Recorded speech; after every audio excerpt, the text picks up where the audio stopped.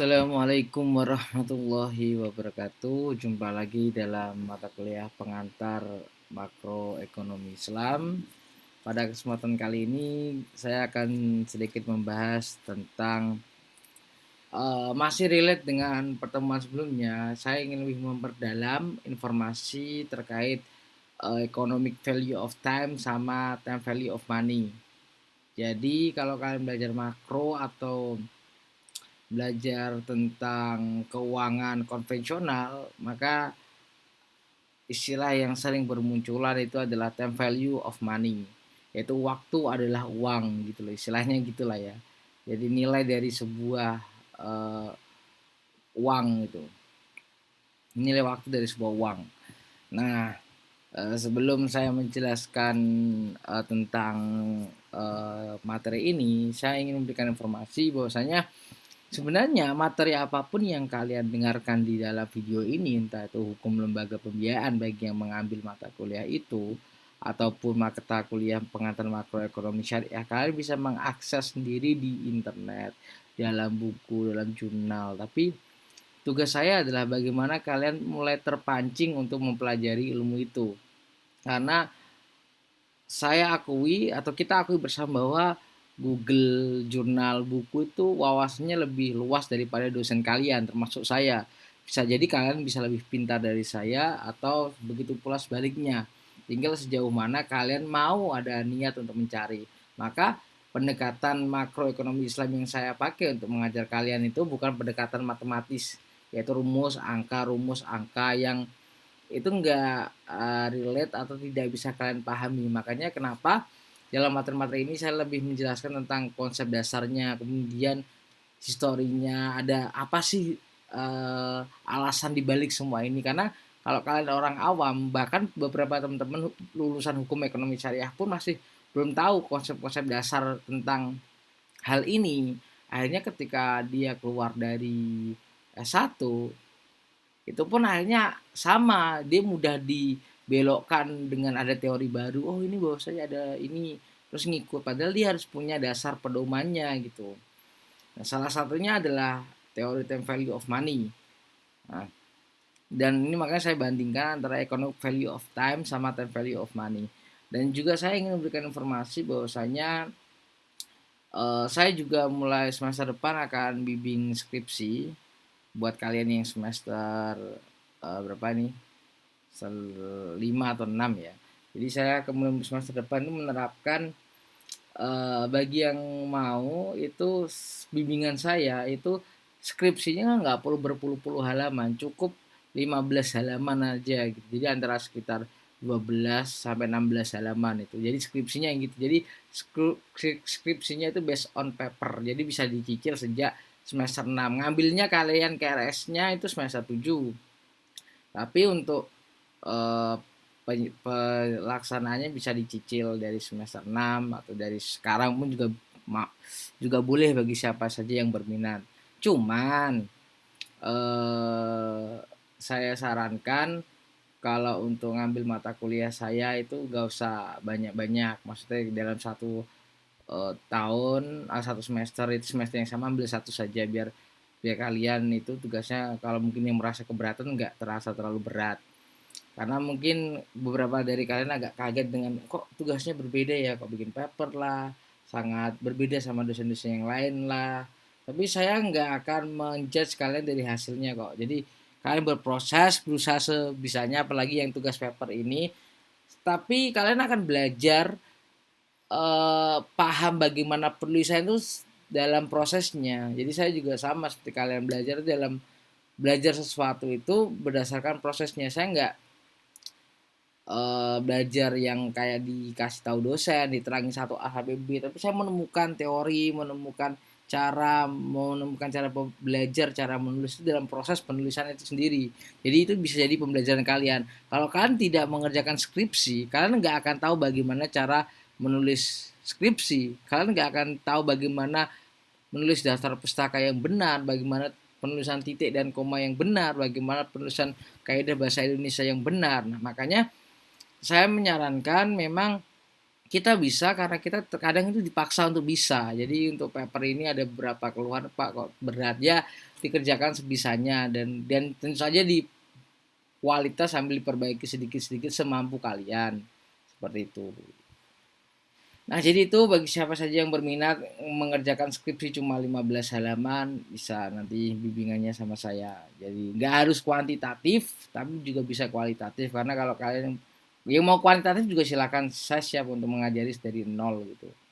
Tapi kalau yang pengen kualitatif ya saya juga bisa untuk membimbing, karena basicnya saya memang kuanti bisa jalan semua. Tentu saja ada konsekuensinya lah kalau bimbingan sama saya. Nah, itu aja informasi dan mari kita mulai pembahasannya. Jadi kita berangkat bahwasanya ini adalah apa misalnya preview dari pertemuan sebelumnya yang membahas tentang uang. Bahwasanya faktor yang menentukan nilai waktu adalah bagaimana seseorang memanfaatkan waktu itu sendiri. Jadi waktu itu kalian dapat waktu 24 jam, tapi kalian gunakan untuk main Among Us, tiduran, gibah. Itu nggak akan produktif. Kalian akan mendapatkan nol, value kalian akan nol.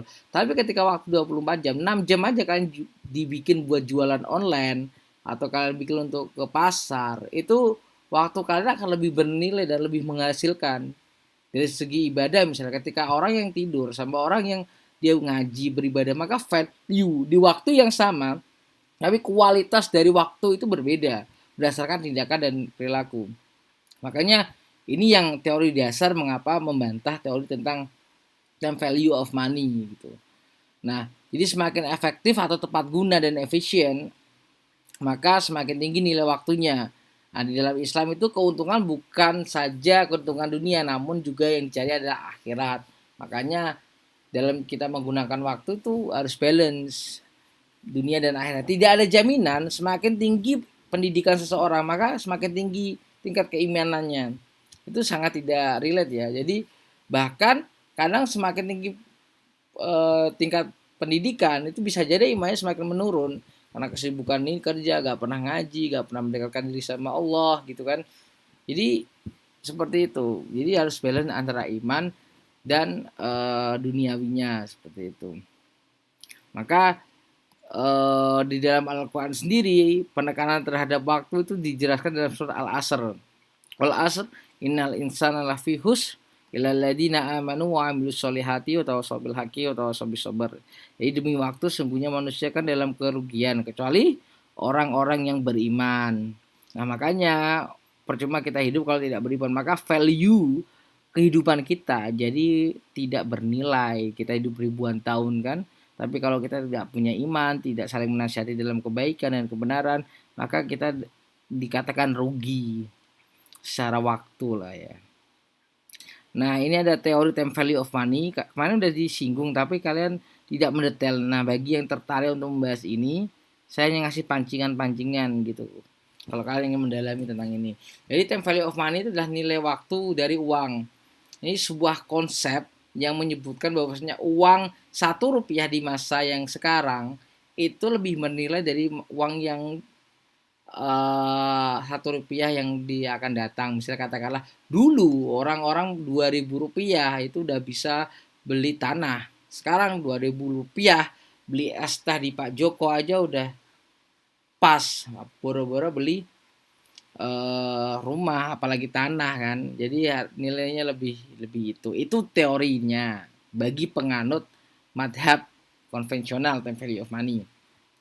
Karena uang tersebut akan memperoleh hasil yang lebih besar bila diinvestasikan. Ini kalau kalian melihat dari segi teori investasi, ketika uang yang diam ketika diinvestasikan maka dia akan beranak pinak seperti itu. Nah, makanya harus ada kompensasinya untuk uang itu sendiri. Nah, konsep nilai waktu uang diperlukan oleh manajer keuangan dalam mengambil keputusan.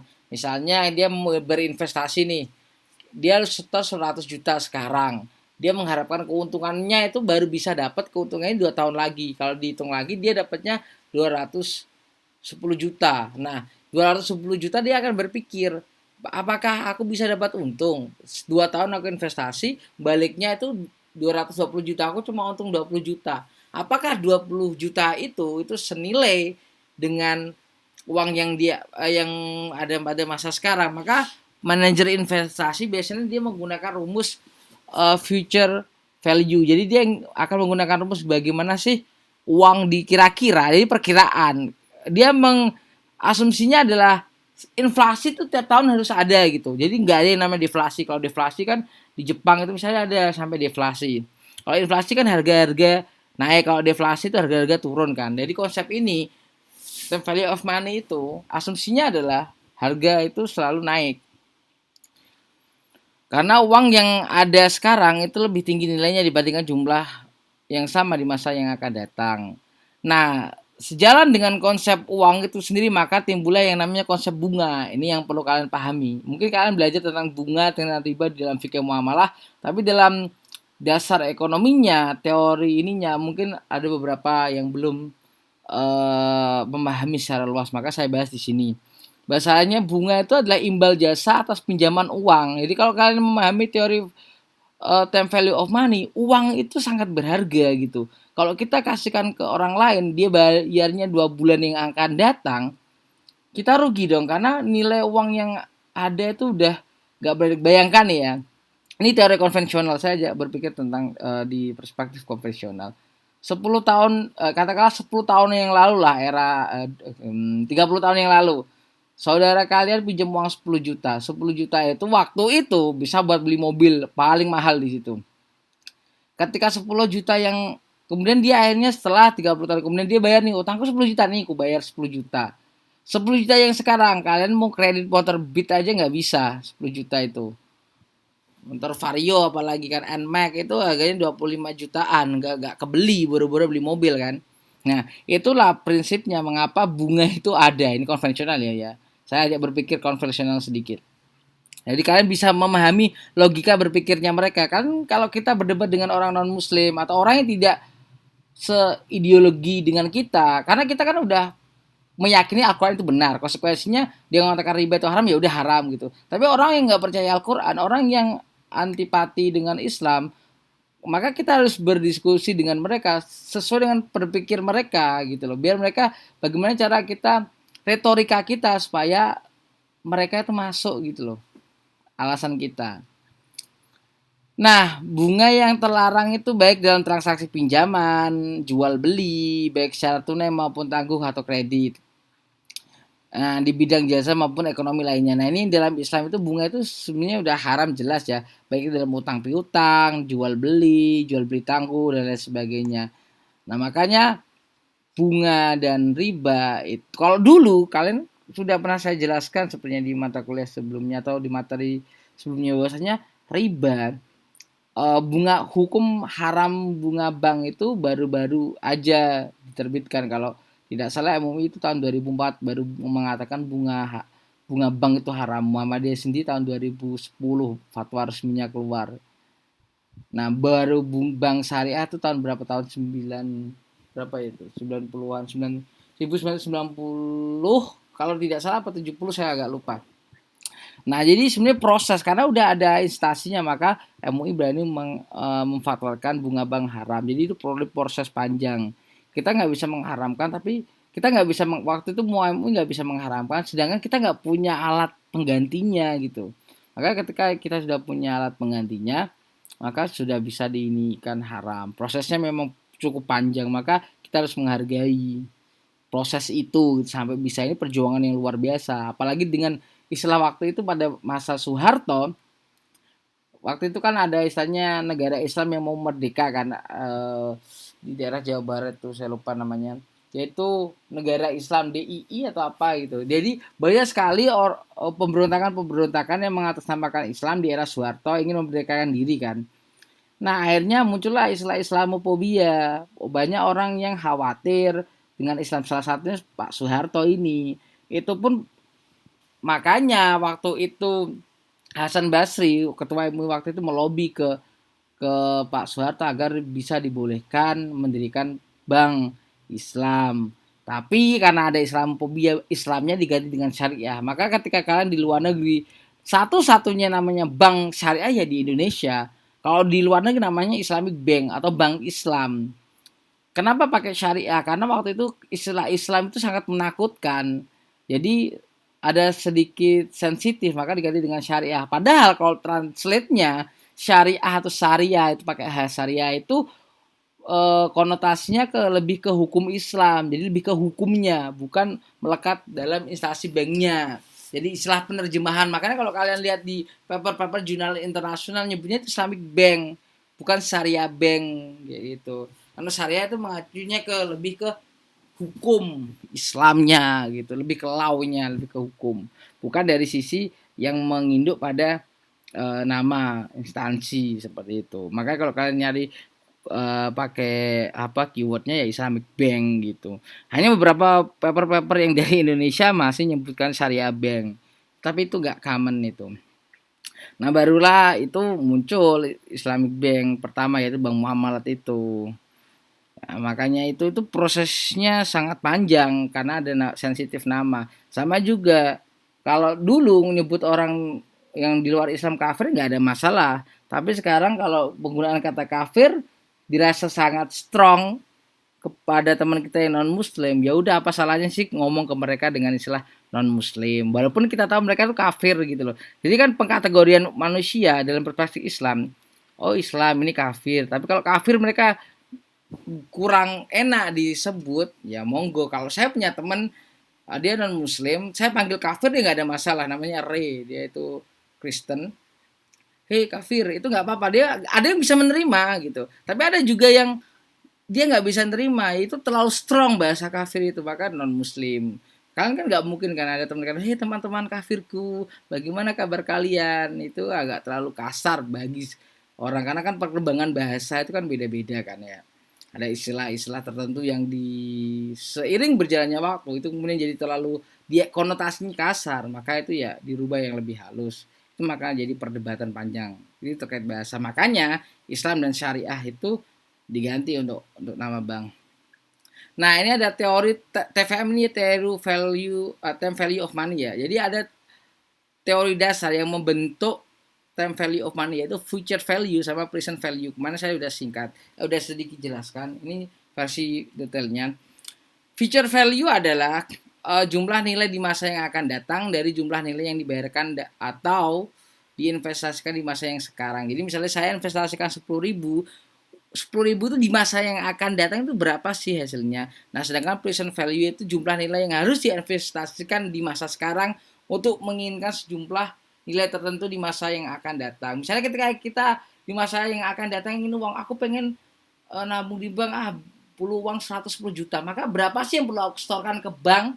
Nah itu ada rumusnya kan. Nah itu namanya present value. Nah sedangkan formulasi untuk menghitung future value adalah ini yang saya sebutkan kemarin. Dia itu mengambil dari kemarin kan kurang N kan. Kemarin saya nulisannya kehapus. Jadi teori ini diambil dari rumus teori populasi. Ya makanya itu yang agak kurang tepat kan, karena teori ini teori menghitung jumlah populasi manusia. Sedangkan pada dasarnya uang itu nggak bisa beranak pinak. Ini future value sama dengan P value, kemudian 1 plus I itu interest rate, jadi NN itu jumlah tahun. Contoh ya, kita akan belajar itu. Misalnya ini ada Rizky Febian, nah berada, ya beda-beda tipis lah dengan nama saya ya. Nah ini Rizky Febian akan menginvestasikan uangnya sebesar 10 juta, mungkin mau ini membuat nikah kali ya. Nah dia menginvestasikan uangnya itu sebesar 10 juta buat ngelamar Anya Gelandi. Anya siapa tuh itu, seralah dia Anya siapa. Nah berapa jumlah uang Rizky Febian selama 2 tahun dengan bunga 10% per tahunnya, maka kita akan masukkan. Jadi 10 juta itu ada present value, uang yang akan disetorkan. Satu itu rumusnya 0,1 itu 10%. Jadi 10% itu 0,1 dikalikan dengan 2 tahun itu pangkat 2. Maka hasilnya sama dengan 12.100.000. Jadi uang Rizky Febian setelah 2 tahun menjadi 12.100.000. Biasanya yang fix rate ini biasanya kalau kalian masukkan ke bank itu biasanya udah ada hitung-hitungannya. Ini untuk menghitung future value. Nah, Pak, kalau menghitung present value gimana? Bisa. Tinggal dibalik aja. Present value itu digunakan untuk mengetahui nilai investasi sekarang dari suatu nilai di masa yang akan datang. Ya sederhananya dia ngitung lah uang tunai sekarang dari sejumlah uang yang akan diterima dalam satu periode di masa yang akan datang. Jadi rumusnya tinggal dibalik. P PV sama dengan FV dibagi 1 plus N. Jadi kali ini sama, tinggal dibalik. Nah, ini misalnya uang Francisca 2 tahun yang akan datang adalah 100.000. Berapa nilai uang Francisca sekarang jika bunga per tahunnya 5%? Jadi yang diketahui itu nilai setelah 2 tahunnya. 2 tahunnya, oh nilai uang Francisca 2 tahun yang akan datang 100.000. Jadi nilai uang yang sekarang ini berapa ya gitu. Nah, tinggal dibalik 100.000, kemudian dibagi, ini per ini dibagi 1 plus 0,05. Terus jadinya sekian, terus dibulatkan jadi 9.100. Nah, ini present, ini salah ini. Ini present value-nya ini. Jadi 100.000, bentar, ini 100.000 dibagi, jadi uangnya itu 90.100, ini bukan 9.100, ini 91.000 ya, ini salah, kurang 0 ini, kurang 0 ya. Ketika dibulatkan jadi 91.000 kurang 0. Jadi seperti itu present value-nya uangnya. Ini 91.000 ya, kurang 0 ini. Nanti saya ganti. Nah, sedangkan apa tuh sebenarnya definisi suku bunga? Suku bunga itu adalah persentase pokok utang atau besar uang yang dipinjam yang dibayarkan sebagai balas jasa. Biasanya kan istilah kalau kalian nabung di bank itu suku bunganya berapa sih? Berapa persen sih? Nah, itu persentasenya atau persentase dari pokok utang. Beberapa faktor yang pengaruh besar kecilnya suku bunga itu ya antara satu bentuk kebutuhan dananya. Kalau misalkan butuh dananya ya mungkin ya bunganya bisa lebih tinggi. Ada persaingan, kebijakan pemerintah, target laba yang diharapkan, jangka waktu. Karena semakin panjang itu maka keuntungannya harus semakin besar. Kualitas jaminan yang diberikan, jaminan pihak ketiga, reputasi perusahaan, dan produk-produk lainnya banyak lah harus. Karena yang meminjamkan uang itu nggak cuma bank. Kalau bank itu udah ada patokannya. Tapi kalau misalnya lembaga pembiayaan itu kadang berbeda-beda, apalagi skalanya internasional, yang swasta. Nah, itu kadang dia bisa naiknya beda-beda.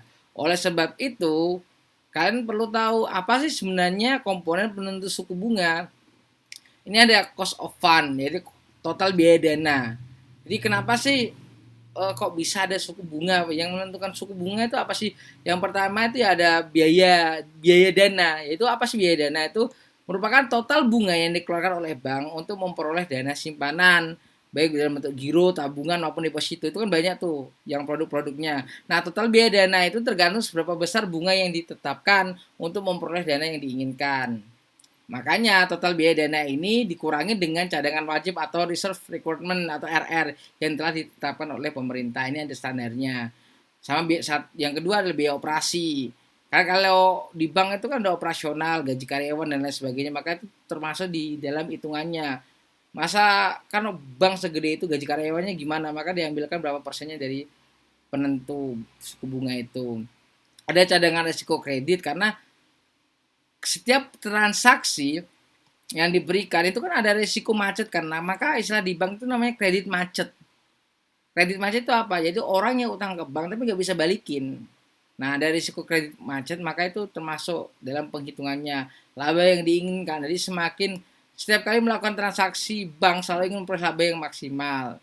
Nah, makanya itu penentuan bunganya itu ya ditentukan sama pajak. Karena harus ada pajaknya, orang kita makan aja ada pajaknya. Kalian makan di Kakoi misalnya kan all you can eat itu 100.000. Ngomongnya 100.000 tapi setelah kalian makan bayar 120.000.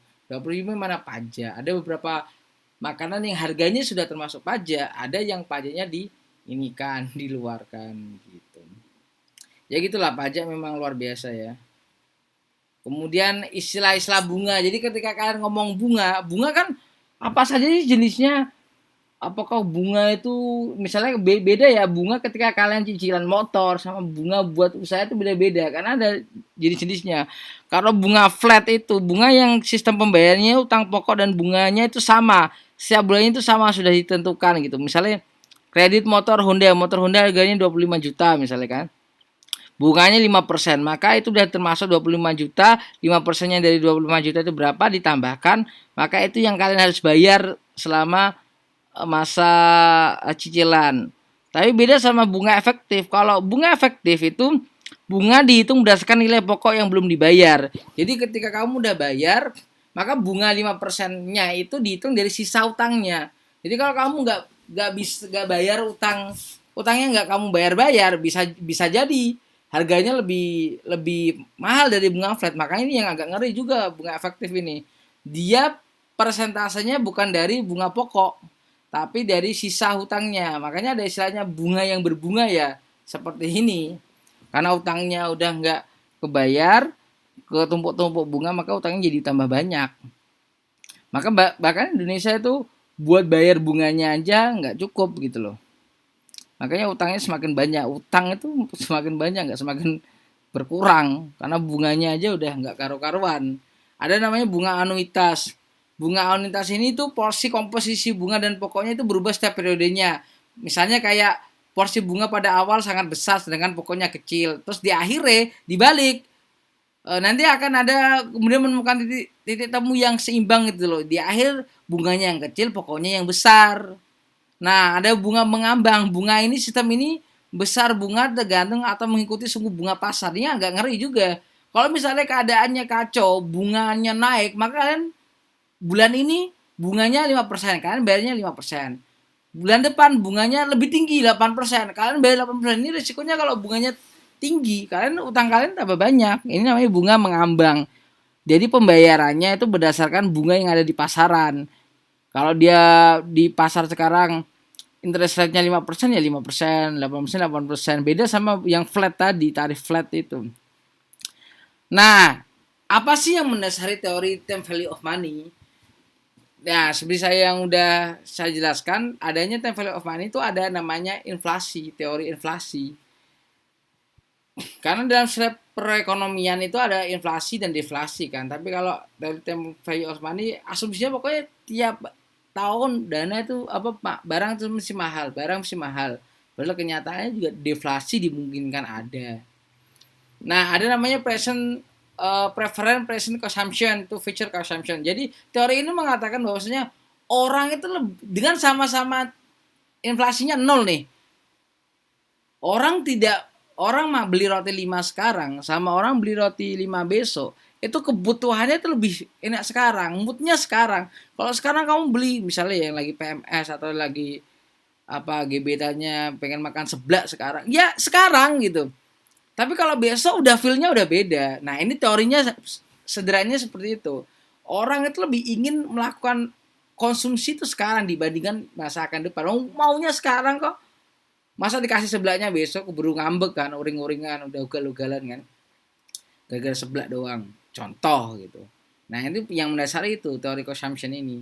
Jadi lebih pengen konsumsi itu sekarang dibanding masa yang akan datang. Kayak orang ngidam lah, sekarang minta minta pepaya matang, besok udah nggak mau lagi. Makanya itu tingkat konsumsi sekarang itu harus, kalau orang mau pinjam, aku harus punya uang 50 juta nih, seharusnya aku bisa beli iPhone sekarang, tapi kalau mau pinjam aku nggak bisa beli iPhone. Maka atas hal itu harus ada kompensasinya, kamu ngasih berapa persen dari utangmu. Ini yang mendasari adanya bunga atau time value of money.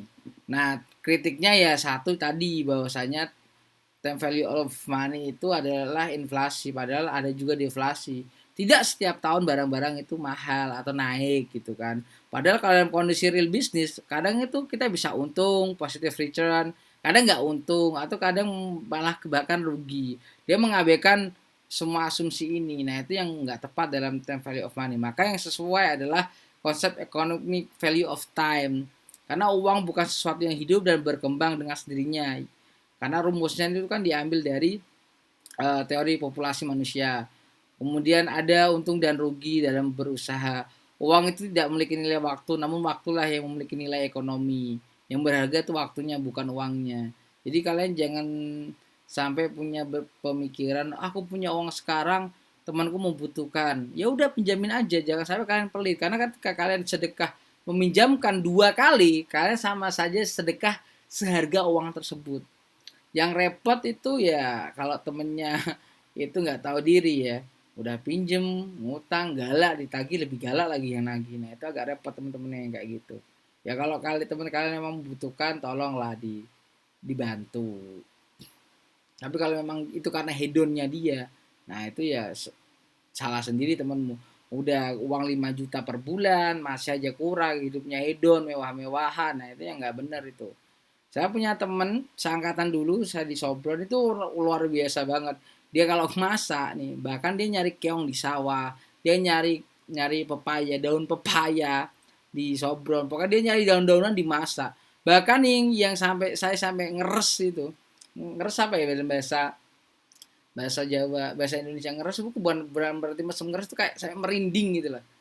Itu ini dia nasi dikasih air, dikasih garam, dimakan. Jadi dia makannya nasi, air keran sama garam itu sampai merinding. Jadi ada orang-orang seperti itu yang untuk survive, nah itu perlu dibantu itu. Kalau perlu diikhlaskan nggak ada masalah. Yang dia sampai ada teman saya orang NTT itu 250.000 sebulan untuk biaya hidup, itu masih bisa saving, dia masih bisa nabung. Itu yang perlu kita contoh gitu. Kalau kita dulu juga gitu, misalnya waktu dulu saya di pondok dulu, waktu di Sobron itu kita iuran tuh. Satu orang iuran 50.000 ke 100.000, 50.000 kalau nggak salah. Kita beli beras bareng, jadi tiap hari masak sayur, gantian jadwalnya. Itu bisa hemat tuh 100.000 sebulan tuh bisa itu. Kalau nggak hedon. Tapi kalau kalian nongkrongnya di kafe, tiap hari ke dapur bunda, ke geprek bensu, kemudian nongkrong-nongkrong di warkop, wifi-annya kayak gitu-gitu ya. Yang mahal itu gayanya sebenarnya. Hidupnya tuh murah, gayanya yang bikin mahal gitu. Nge-mall lah, bioskop lah, sana sini itu yang repot. Kembali lagi ke masalah waktu tadi ya. Faktor yang menentukan nilai waktu itu tingkat bagaimana sih orang itu mau memanfaatkan waktu. Sama-sama nih ya, tak kasih tahu. Sama-sama orang dikasih waktu 4 minggu untuk ngerjain tugas review paper misalnya kan. Kalau dihitung-hitung, yang ngerjain review paper itu pasti di minggu keempatnya. Minggu 1, 2, 3 nggak ada yang ngerjain. Minggu 4-nya baru nilai waktunya itu ada. Di minggu 1 sampai minggu 3 itu kalian nggak ngapa-ngapain. Jadi nggak ada gunanya waktu kosong kalian. Baru dikerjain di minggu keempat. Itu yang repot. Misalnya saya kasih deadline sampai akhir tahun misalnya. Tetap yang dikerjain itu 2 minggu, 3 minggu pas akhir tahun. Kenapa nggak dicicil? Minggu pertama ngerjain ini, minggu kedua ngerjain itu, minggu ketiga ngerjain ini, minggu keempat tinggal finishing. Tapi nggak, proyeknya semalam jadi, semalam baru ngecat dosen, ini gimana pak, ini pak, soalnya aku nggak tahu. Tanya tuh di awal sejak video itu meluncur. Bahkan masih ada yang tanya caranya gimana sih, uploadnya gimana sih, apa saja informasinya yang harus diupload, ini bener nggak pak, ini nggak pak, ini itu kan udah sangat telat gitu. Tanya sekarang, kenapa nggak dari dulu gitu? Padahal informasi di psikologi juga udah ada. Kenapa nggak buka foldernya, baca instruksinya gitu loh? Itulah yang repot. Yang dibiasakan itu kalian berusaha sendiri, tanya teman kalian lah. Mungkin kalian merasa ada perasaan bahwasanya, oh mungkin aku kurang memperhatikan, atau bertanya boleh, bagus, dibudayakan bertanya. Tapi kalau saya punya prinsip, selama saya kuliah, kalau saya sendiri bisa, kenapa harus tanya gitu? Saya akan coba sampai mentok, cari di YouTube, cari informasi tentang ini, cara ini, cara ini, cara ini, cara ngupload file, cara ini, cara itu gitu kan. Baru kalau udah mentok tanya ke orang. Bukan sebaliknya. Bukan sebaliknya yang kalau orang lain bisa kenapa aku harus cari sendiri? Padahal caranya gampang gitu. Ngapain harus tanya orang? Padahal kalian cari di YouTube itu bisa gitu. Nah, budaya-budaya seperti ini perlu ditinggalkan ya, karena ketika saya di Taiwan, saya tuh nggak bisa bahasa Inggris, saya nggak bisa. Bahkan orang India lebih fasih bahasa Inggrisnya, IELTS-nya lebih tinggi. Tapi kenapa saya yang ketika ada apa-apa saya dimintai tolong? Karena orang nilainya saya serba bisa. Jadi ketika ada mata kuliah yang sulit, analisis apa segala macam, mereka merasa kok sulit ya. Dia satu hal yang terlintas di pikiran mereka, coba hubungi V gitu. Makanya orang-orang itu tanyanya ke saya gitu. Padahal saya aslinya nggak tahu itu teori itu dari manajemen ilmu ini, cara ngitung data ini saya nggak tahu, tapi orang percaya sama saya. Akhirnya saya belajar dulu baru jelasin ke mereka. Padahal ketika mereka mau belajar, mau baca, mau browsing, mereka lebih pintar. Bahasa Inggris adalah bahasa keseharian mereka. Tapi karena mereka lebih kepada sisi orang yang kalau orang lain bisa menjelaskan, kenapa harus aku yang menjelaskan? Nah itu beda, beda sistemnya. Kalau jadi yang kayak saya, kalian akan banyak orang akan membutuhkan kalian. Tapi kalau kalian jadi satu sisi yang lain yang sering tanya, kalian tuh akan selalu ketergantungan sama orang. bukan orang yang ketergantungan sama kalian. Enak kalau orang ketergantungan sama kalian, kalian tinggal kalau sibuk bilang nggak bisa gitu. Tapi kalau kalian yang sering ketergantungan dengan seseorang, kalian ngerepotin sama teman kalian, ketika teman kalian risih, udah muak sama kalian nggak bisa apa-apa gitu. Kembali ke kontrak ya. Dua tipe kontrak, maksudnya apa sih dua kontrak ini? Dalam kontrak dalam berbisnis atau berusaha gitu loh. Bisnis usaha itu ada yang namanya natural certainty contract, ada natural uncertainty. Jadi certainty itu jelas, uncertainty itu kayak belum jelas gitu loh. Contohnya apa sih Pak? Nah, certainty itu memberikan hasil yang pasti. Misalnya kontrak yang dilakukan kedua belah pihak untuk saling bertukar aset yang dimiliki. Karena itu objek pertukarannya pun harus ditetapkan di awal akad dengan pasti. Jumlahnya, mutunya, harganya, baik penyerahannya. Nah, kontrak-kontrak ini secara sunatullah itu return yang tetap dan pasti. Misalnya dengan kontrak mudorobah. Misalnya nih, saya mau jualan HP. HP-nya udah dipesan orang nih, udah siap. Tapi kalian kurang modal untuk usaha HP. Ya udah, kalian udah tahu keuntungannya berapa, di akhir tinggal kalian bagi. Oh ya, aku butuh ini nih usaha nih, aku misalnya aku mau jual laptop nih, laptopnya iPhone, harganya 20 juta. Ada temanku jual 18 juta, aku jual lagi 22 juta, maka untung berapa?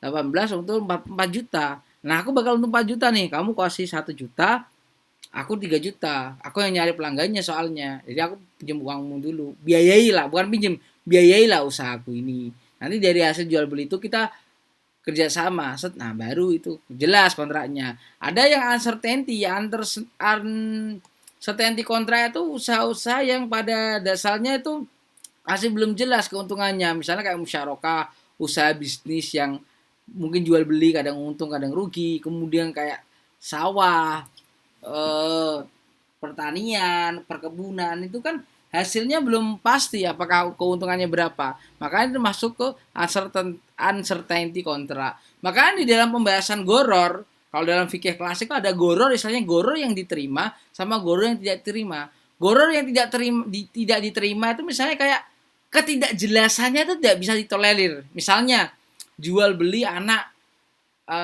kandung anak binatang di dalam kandungan itu kan belum jelas dia laki-laki atau perempuan, dia bakal hidup atau tidak. Nah, ketika hal-hal yang uncertainty itu bisa direduksi dengan ilmu pengetahuan, maka diperbolehkan. Misalnya kalau zaman dulu nggak boleh menjual beli tanaman yang ada di dalam akar, kayak singkong itu kan buahnya ada di akar kan, itu nggak jelas kan. Tapi kalau bisa ada teknologi yang bisa melihat kayak men-scan, oh ini udah berapa kilo, walaupun belum dicabut si singkongnya, tapi kita udah tahu isi dalamnya berapa kilo, itu diperbolehkan. Karena apa? Karena kita bisa mereduksi uncertainty itu, ketidakjelasan itu bisa dikurangi. Nah, ada beberapa ketidakjelasan yang tidak bisa ditolerir, ada yang bisa ditolerir, misalnya seperti musyarakah, muzaroah, mukhobaroh. Nah, itu nanti kita akan debatable. Makanya kalau dalam pembahasan goror itu sendiri, goror istilah fikih klasiknya itu ada pendapat tiga hal. Yang pertama goror yang diterima, yang kedua goror yang ditolak, yang ketiga goror yang kemungkinan bisa diterima, kemungkinan bisa ditolak. Nah, itu saya ngajar bukan di kelas ini, tapi saya udah pernah sampaikan di FEB, di ekonomi pembangunan. Nah, seperti itu. Nah, kalau asumsi dari konsep economic value of time, itu asumsinya itu harta itu harus berputar, nggak boleh diam. Dan harta itu harus didistribusikan, nggak boleh kalian menimbun harta untuk kepentingan pribadi. Jadi harta itu public goods, jadi barang umum. Kayak uang itu harus didistribusikan, entah itu buat investasi atau buat sedekah dan lain sebagainya. Nah, semakin sering berputar, maka harta akan berkembang. Ketika uang 100 juta, kalian nggak apa-apain. Dibandingkan dengan uang 100 juta, kalian kembangkan bisnis, kalian buka lapangan kerja, kalian membantu orang yang butuhkan lapangan kerja. Satu sisi kalian dapat keuntungan, seenggaknya kalau kalian nggak untung, orang lain bisa dapat untung. Katakanlah aku punya uang 100 juta, aku buka warung bakso, ternyata setelah dihitung-hitung aku nggak untung. Tapi seenggaknya aku nggak untung, tapi aku udah gaji karyawan per bulan, dia dapat mata pencarian, itu bernilai ibadah itu. Walaupun misalnya kita nggak untung, meskipun rugi kita bernilai ibadah. Makanya ekonomi Islam itu mendorong untuk berwirausaha seperti itu. Masa depan itu tidak pasti hasilnya. Dalam bisnis dapat menghasilkan keuntungan, kerugian, dan impas. Ya kan bisnis itu kadang untung, kadang rugi, kadang ini. Nggak mesti untung terus. Kalau konsepnya time value of money kan pokoknya bisnis ya untung asumsinya. Jadi mau mau untung mau rugi pokoknya aku harus dapat uang, aku harus untung. Nah itu nggak bisa. Return bisnis atau usaha masa depan dapat diproyeksikan, dapat diprediksi, dapat dikira-kira. Kemudian hasil aktual tidak selamanya sama dengan hasil yang diproyeksikan. Kita udah ngerang-ngerang nih, kemungkinan nanti keuntungan 5 juta, ternyata kok rugi ya. Bisa jadi itu terjadi karena memang makanya dilihat nanti apakah transaksi musyarakah atau mudharabahnya itu kegagalannya itu karena pengelolaan manajemennya atau memang karena pure natural. Kalau memang keteledoran dari si pengelola toko, misalnya pengelola toko itu sering ngambil gak bayar atau waktunya dibuka dia malah nggak pernah buka toko, main game di dalam toko, tokonya ditutup. Nah itu berarti kerugiannya kan disebabkan oleh human errornya, maka ya yang menanggung ya yang pengelola seperti itu. Nah, mungkin dari saya, nah itu tadi sudah saya jelaskan bagi yang berminat untuk skripsi dengan cuma 15 halaman, nah, bisa nanti hubungi saya. Jadi saya tuh membuka hari untuk bimbingan, apa konsultasi beasiswa atau apapun tuh hari Senin jam 10 sampai siang, sampai asar lah. Jadi kalau yang berminat. Mungkin itu dari saya. Wassalamualaikum warahmatullahi wabarakatuh.